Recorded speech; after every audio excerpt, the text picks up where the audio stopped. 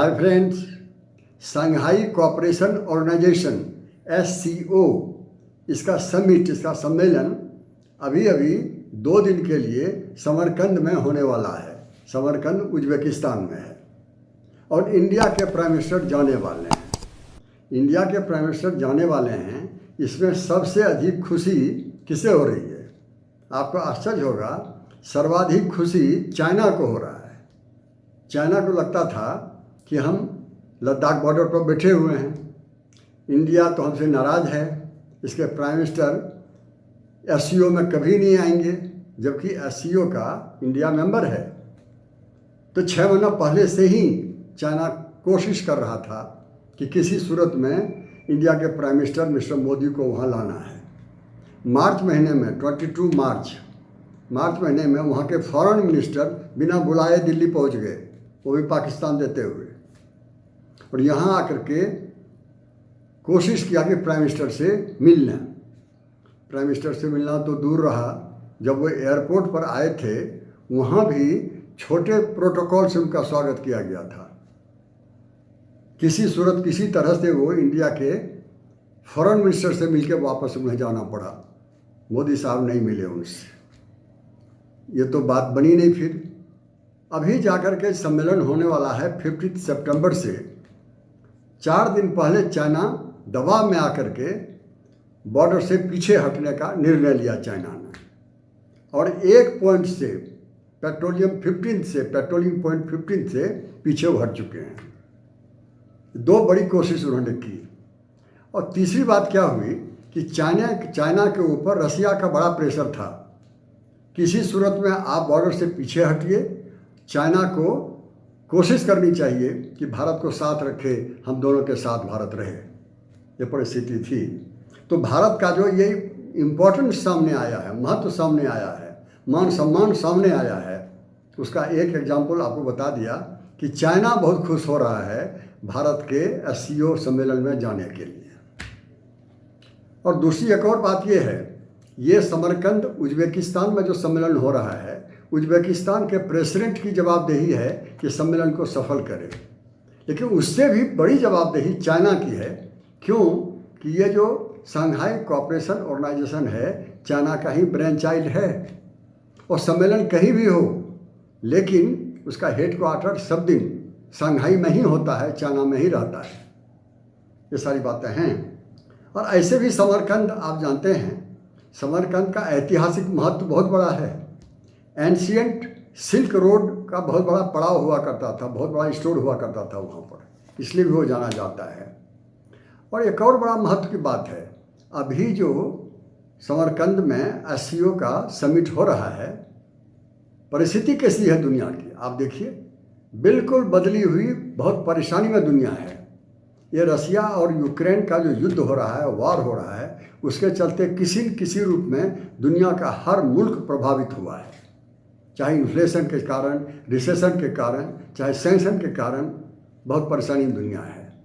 और दूसरी एक और परेशानी पूरे एशिया के लिए तो कम से कम है ही, वो ये कि चाइना का 70-80 हज़ार फौज यहाँ पर सैनिक यहाँ बैठे हुए हैं लद्दाख बॉर्डर पर। एक तो रसिया यूक्रेन के युद्ध के चलते दुनिया परेशान है, और दूसरी ओर कहीं 2 बड़ा मुल्क भारत और चाइना कहीं आपस में लड़ गए, टकराहट हो गई, तो फिर समझिए कम से कम एशिया में तो बहुत बड़ी परेशानी होने वाली है।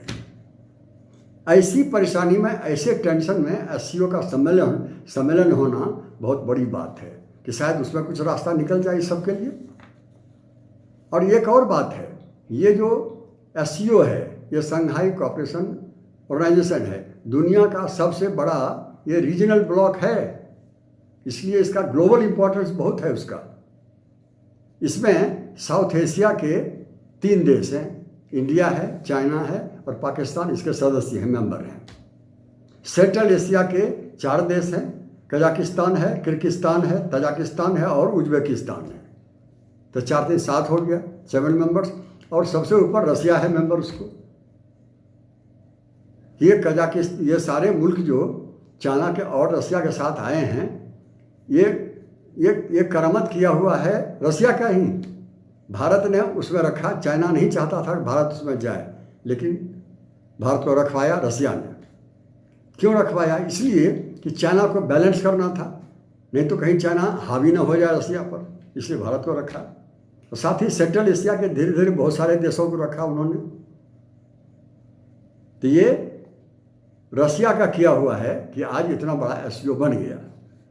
और दूसरी एक और बात है कि ये पहली बार हुआ है कि ये भारत के पक्ष में कि जितने भी स्ट्रेटेजिक प्रॉब्लम हैं इंडिया के, सामरिक परेशानी है, और उससे जुड़े हुए जो देश हैं सबके सब एक ही प्लेटफॉर्म पर हैं।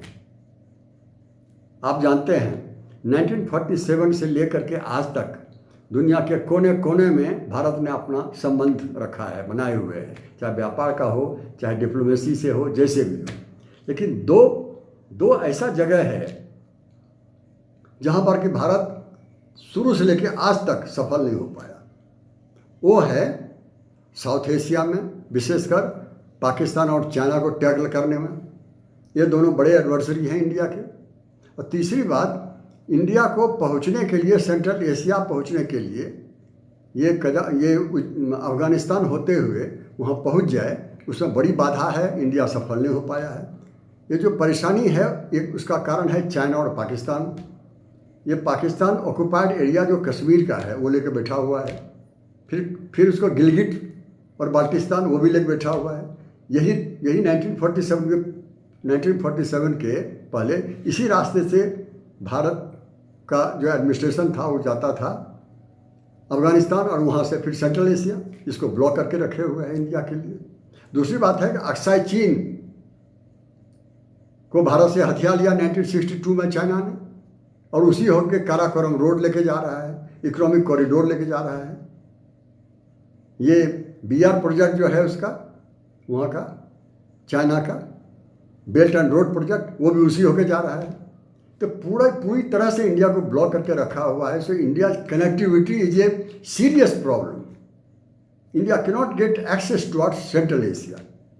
इसकी समस्या, इसका कारण है चाइना और पाकिस्तान। वही चाइना और पाकिस्तान ये एससीओ का मेंबर भी है। जो परेशानी है वो दोनों मेंबर यहाँ पर हैं, और जहाँ इंडिया जाना चाहता है, जो लक्ष्य है, लक्ष्य क्या है? सेंट्रल एशिया कैसे पहुँचेगा? तो सेंट्रल एशिया के 4 मुल्क इसमें, 4 देश इसमें, जैसा नाम बताया आपको, और सबके ऊपर में रसिया बैठा हुआ है जो सबको बांध के रखे हुए है। ये इंडिया के लिए बहुत बड़ी बात है, बहुत अच्छी बात है। स्ट्रेटजी का जो दरवाज़ा है भविष्य का खुले, इसके लिए बहुत अच्छी बात है कि सारे जो इसमें जो पार्टीज हैं, इन्वॉल्व पार्टी हैं, all are together in one platform. इस ख्याल से भारत के लिए हुआ है। और तीसरी बात क्या है कि इसका ग्लोबल इम्पोर्टेंस भी बहुत है, कि शंघाई कोऑपरेशन का जो ग्लोबल इम्पोर्टेंस बहुत बड़ा है, इसलिए कि पूरी दुनिया का 40% पॉपुलेशन इसी 8 देशों में है जो इसके मेंबर हैं। 40% population of the whole world. Then second one is 30% of GDP. World का 30% जीडीपी यही 8 मेंबर के द्वारा होता है। और 60% टेरिटरी एरिया, ये यूरेशिया जो है उसका 60% एरिया यही 8 देशों के बीच में है। Not only it is regionally significant, globally it is very very important too. जैसा कि मैंने पहले कहा कि चाइना बहुत खुश हुआ इंडिया के प्राइम मिनिस्टर के एससीओ सम्मेलन में जाने से। चाइना क्यों खुश हुआ? चाइना क्यों बेचैन हो रहा था कि भारत जरूर जाए वहाँ पर, भारत के प्राइम मिनिस्टर जरूर जाए वहाँ पर? तो उसका कई कारण थे। एक तो सबसे बड़ी कारण ये है कि चाइना का जो इकोनॉमिक क्राइसिस है, इकोनॉमिक क्रंच है, आर्थिक परेशानी है, बहुत बड़ी है। रियल्टी सेक्टर उसका पूरी तरह से ध्वस्त हो चुका है। बैंक में बहुत बड़ी परेशानी है, वहाँ के पैसे दूसरे देश के डेट ट्रैप में लगा दिए गए, पैसे वापस नहीं आए, और बैंक का जो कस्टमर है वो पैसा मांग रहा है, पैसा बैंक दे नहीं पा रहा है। उसकी सुरक्षा के लिए वहाँ के सैनिकों को टैंक लेके आके आना पड़ता है वहाँ पर। तो ये बैंक की बहुत बड़ी परेशानी है। सूखा पड़ा हुआ है, ड्रॉट, नदियाँ सूख गई हैं, वहाँ बिजली बनती थी, बिजली बनना बंद हो गया है। बड़ी बड़ी कंपनियों को बिजली नहीं मिल रहा है, कंपनी बंद हो चुकी है। बहुत सारी कंपनी चाइना छोड़ के बाहर जा रहा है। तो दुनिया का दूसरा सबसे बड़ा दौलतमंद देश एक बहुत बड़े आर्थिक संकट को झेल रहा है, जीडीपी नीचे आ गया है उसका, और भारत के साथ उसका 130 बिलियन डॉलर का व्यापार है। उसमें से करीब करीब 100 बिलियन डॉलर सिर्फ चाइना का सामान भारत आता है। वो 130 बिलियन भी बहुत बड़ी बात है चाइना के लिए। नहीं चाहेगा कि भारत से संबंध उसका खराब हो जाए, लेकिन ये भी नहीं चाहेगा कि पूरी तरह से लद्दाख बॉर्डर छोड़ के चला जाए। उसके बहुत सारे कारण हैं, फिर कभी बताएंगे आपको दूसरे वीडियो में। वो चाइना के लिए मजबूरी बहुत बड़ी है, वो छोड़ के जा ही नहीं सकता है। अगर छोड़ के जाएगा तो भारत आगे बढ़ करके अपने हाथ में अक्साई चीन ले लेगा। अक्साई चीन का जो दो पड़ोसी है वहाँ पर, वो सिंगजियांग है जो मुस्लिम बहुल देश है, वो तिब्बत है जो कि बुद्धिस्टों का जगह है, बुद्धिस्ट लोगों का। वो चाहेगा नहीं इंडिया वहाँ पहुँचे। दूसरी तरफ कराकोरम रोड उसी होके जा रहा है, इकोनॉमिक कॉरिडोर उसी होके जा रहा है, बेल्ट एंड रोड उसी होके जा रहा है, और पीओके होके गुजर रहा है। इन सारे कारणों से चाइना को रहना ही पड़ेगा। एक हाथ में चाइना, एक तरफ से चाइना रहना चाहता है, दूसरी तरफ से जाना चाहता है, बीच में वो झूल रहा है, हिल रहा है, वो समझ नहीं पा रहा है क्या करना है। ऐसी परिस्थिति वहाँ पर चाइना के लिए है। तो हर हाल में भारत को खुश रखना चाहेगा चाइना। तो आज बदली हुई परिस्थिति में यही सच्चाई है आज की। और रही बात यहाँ तक कि ये जो अगर एससीओ ये जो कॉन्फ्रेंस हो रहा है उसमें भारत अगर ठीक से टैकल करे, डिप्लोमेसी करे, तो that will be prove to be a door to strategic success to reach out to Central Asian republics. Bharat का वहाँ पहुँचना बहुत बड़ी सफलता कहलाएगी, जहाँ पर आज तक भारत नहीं पहुँच पाया था। उसके लिए कोई कनेक्टिविटी नहीं थी, चाहे जैसे कनेक्टिविटी हो, पाकिस्तान चाइना को देना पड़े मजबूर होकर के, या फिर ईरान होके जाए, या फिर पाकिस्तान के अंदर से ही जाए, लेकिन मिलनी चाहिए। अगर मिली तो बहुत बड़ी सफलता भारत की होगी। अगर भारत वहाँ पहुँचता है, व्यापार के लिए, ट्रेड के लिए बहुत बड़ी सफलता होगी, इन्वेस्टमेंट के लिए बहुत बड़ा फर्क पड़ेगा, और स्ट्रेटजिक पॉइंट ऑफ व्यू से बहुत बड़ा फर्क पड़ेगा कि चाइना और पाकिस्तान को वहाँ जा कर के उसको बैलेंस करना। चाइना का प्रभाव बहुत अधिक है उधर, पाकिस्तान वहीं पर है, उज्बेकिस्तान भी, अफगानिस्तान भी वहीं पर है। अगर इंडिया भी पहुँच गया तो इंडिया वहाँ पर काउंटर करेगा उसको, ये बहुत बड़ी सफलता होगी। और दूसरी बात क्या होगी कि इंडिया अगर वहाँ पहुँचता है तो ईरान की जो भूमिका है वो तो अपनी जगह पर है। ये कहा जाता है कि ये जो अभी सम्मेलन हो रहा है इसके बाद ईरान भी इसका मेंबर बनने वाला है। अगर ईरान इसका मेंबर बन गया एससीओ का तो भारत का हाथ और अधिक मजबूत होगा, क्योंकि ईरान का जो वाटर पोर्ट है भारत पहले से ही वहाँ पर कंस्ट्रक्शन कर रहा है, बना रहा है, रेलवे कंस्ट्रक्शन कर रहा है। तो ये सारी बातें पहले से ही अच्छी थी और अच्छी होगी अगर ईरान इसमें आ गया तो। ये सारी बात हैं। और रही बात कि ये जो रास्ता है जाने का अफगानिस्तान, जिसको कि मैंने कहा कि बंद कर दिया पाकिस्तान और चाइना ने मिल करके, वो रास्ता अगर जाता है तो अफगानिस्तान, और अफगानिस्तान से वो थोड़ा ही दूर पड़ता है उज्बेकिस्तान, कजाकिस्तान सब, वहाँ से फिर रसिया और फिर यूरोप भारत पहुँच सकता है। ये बहुत बड़ी बात होगी भारत के लिए।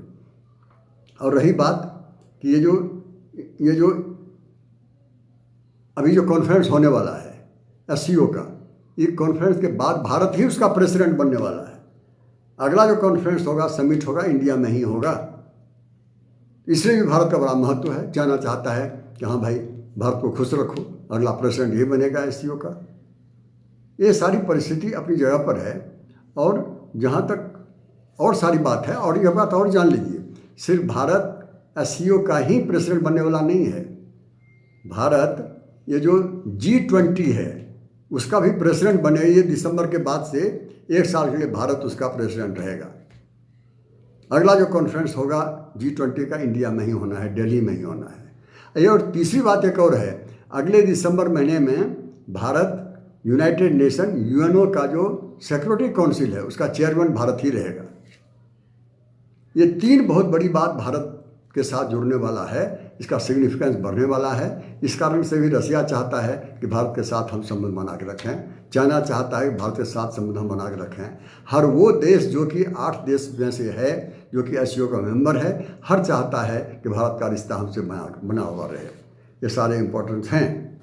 और रही बात इसके आगे का, और वो है कि रसिया के साथ जो संबंध भारत का है वो तो पहले से अटूट है, बहुत घनिष्ठ मित्र ये लोग हैं। लेकिन एक और नई बात अभी हुई है कि पहले भारत और रसिया का व्यापार मुश्किल से 10 बिलियन तक होता था एक साल में, 10 बिलियन फॉर ईयर। अभी पिछले 6 महीने में ही 11.5 बिलियन भारत और रसिया का व्यापार पहुंच चुका है। जब तेल कारण हो या कुछ और भी कारण हो, ये एक और प्रमोशन की बात है, एक और उत्साह की बात है रसिया के लिए। और तीसरी बात एक और है कि डे टू डे का जो इंडिया और रसिया का रिश्ता है, वो चाहता है कि और ज़्यादा उसका बढ़े रसिया के साथ, और ज़्यादा घनिष्ठ संबंध हो जाए, ताकि कहीं कन्फ्यूजन न हो जाए भविष्य में, क्योंकि रसिया बहुत परेशानी में है। हर हाल में रसिया चाहता है कि ये सारे देश जो हैं, 8 देश, सबके साथ उसका अच्छा संबंध रहे। They want to have a bolstered tie with everyone, particularly after western slapped with sanction. ये सैंक्शन जो किया हुआ है वो रसिया बहुत परेशानी में है, तो चाहता है उसका विकल्प को होना चाहिए। अगर मान लीजिए कि यूरोप में अगर वो गैस नहीं देगा तो वो जो पैसा मिलने वाला था वो पैसा नहीं मिलेगा, और मिल भी गया तो सैंक्शन है, तो फिर उस पैसे को डॉलर में नहीं काम आएगा उसका। तो चाहेगा चाइना से, भारत से, इन सारे देशों से संबंध बढ़े, उसका तेल जाए, उसका गैस जाए, उसका और व्यापार बढ़े। तो वो जो परेशानी वहाँ हो रही है सैंक्शन के चलते, वो सैंक्शन की परेशानी कम हो जाए रसिया का, या बिल्कुल ना रहे। इससे रसिया बहुत परेशान है इस सारी बातों को देखते हुए। अब रही बात कि भारत का जो ये सम्मान है, भारत का जो रिस्पेक्ट है एससीओ में, वो रिस्पेक्ट अगर बढ़ता रहा तो हो सकता है कि आगे भारत को बड़ा काम आएगा इसमें।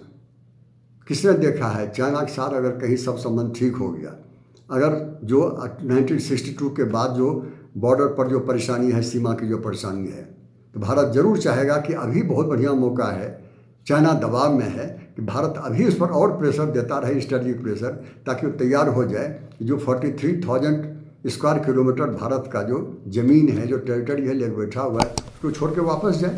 आप अपना घर जाइए, हम अपने घर में हैं, दोनों शांति से रहिए, दोस्त बन के रहिए।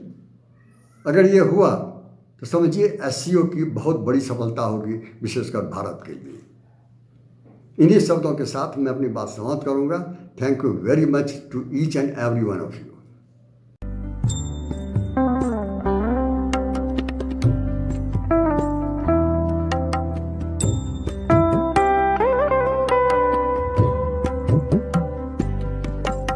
you